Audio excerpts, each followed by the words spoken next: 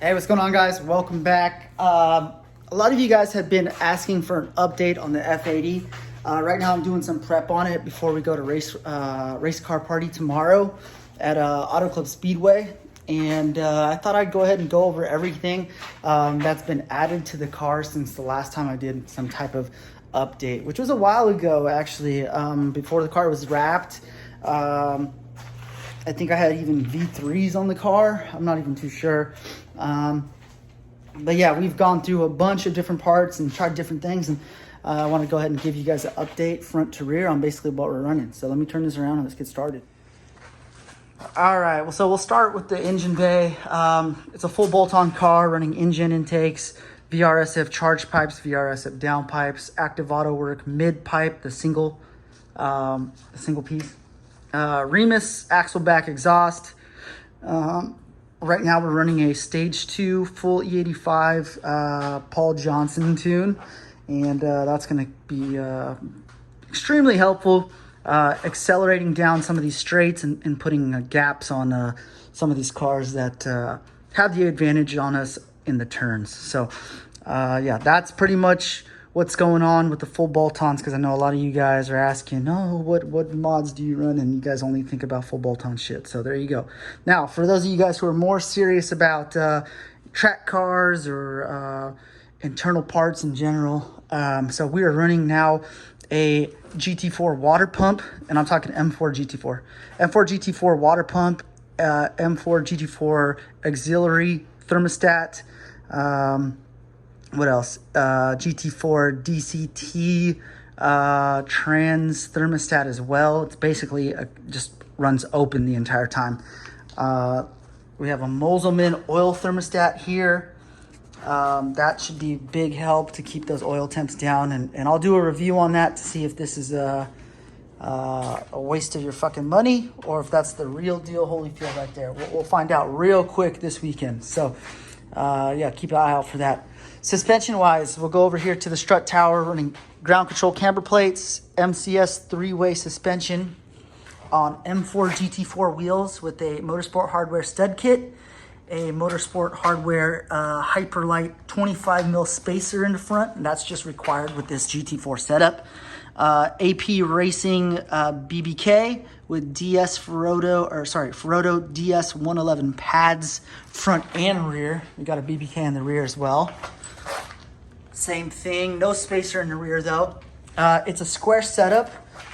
These are 315, 30, 18 tires. These are AR1. What else?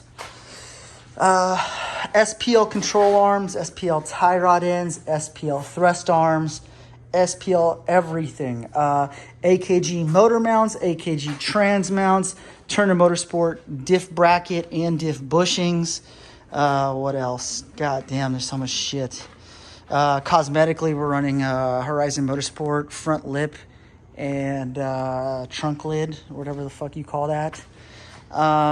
Coming to the interior, KMP steering wheel, Sparco QRT-R red limited edition seats, Sabelt 6-point harnesses. I run a Hans with that, so that's why we use a 2-inch strap. If you guys don't know, you run a 2-inch strap when you're not running a Hans device. Or sorry, when you are running a Hans device. If you're running 3-inch straps, it's extremely hard to get them to cooperate with a Hans device. So that's for your guys' knowledge. AP upholstery, full Alcantara with tri-stitch dash. AC delete, pretty much the whole interior delete. Studio RSR did the full Weld-in cage.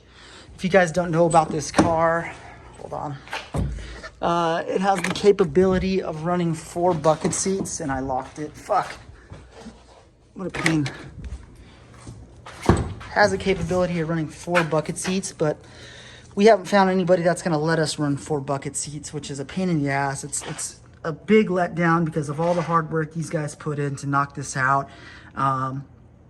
And it's just a super dope build, you know? It's a shame that we can't do this here in the US. I would love for some organizer to allow us to do this. And I mean, I'm not even saying I'm gonna drive hard or nothing crazy, but it would definitely be worth it. So let's hop in the trunk, pop the trunk, I mean.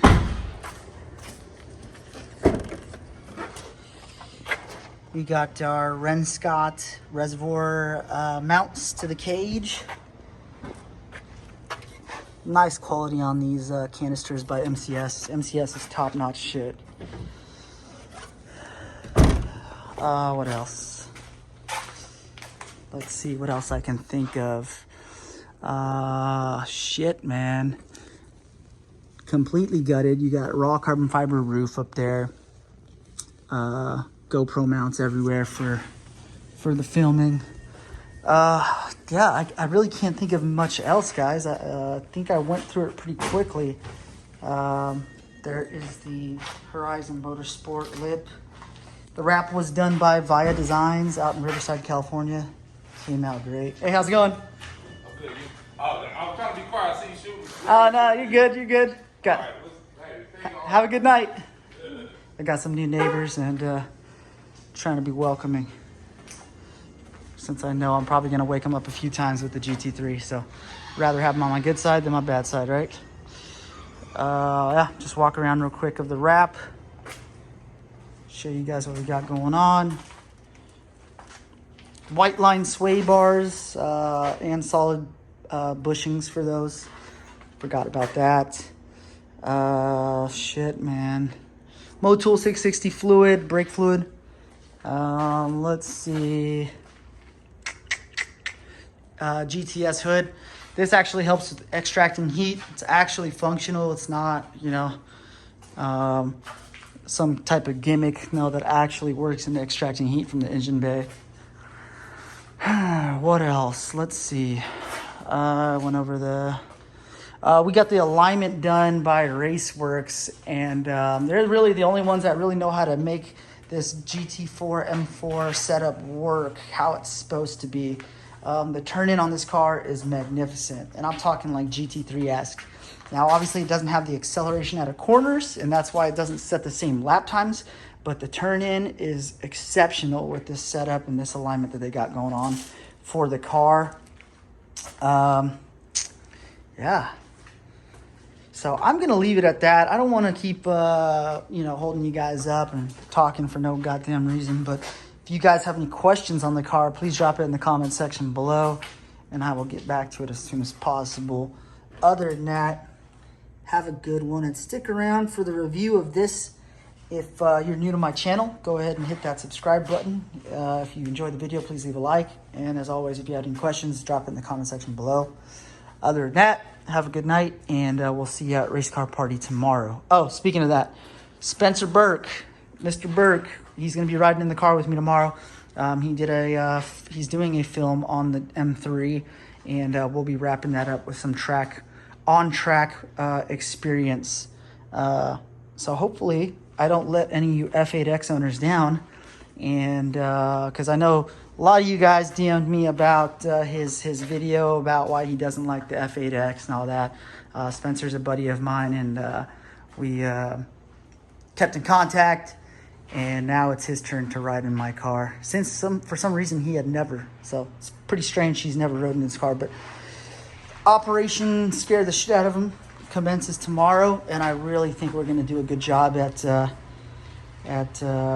proving what the F8X is very capable of. If you guys don't know, this car won first overall in Bimmer Challenge this year with 145.3, and we definitely had a room to improve. I think we could have easily been in the 43s, but traffic on one lap killed that. So, yeah, this car is exceptional, man. It's a great car. We're talking a 2015 with 113,000 miles. Like, that's just fucking ridiculous, and it just keeps going. Speaking of that, crank hub, Vargas crank hub, spline lock, whatever they call it, it's done in there, and a stage 1 rebuilt head by Lang Racing, which is funny because now I compete against Lang Racing. They are in my class, and they have an E46 M3 with aero that just fucks me up almost every time he's out there. So pretty cool to compete against those guys. I just think it's funny they built this car, or helped build this car, and now I'm competing against them. All right, I'm out of here. Take it easy. Good night.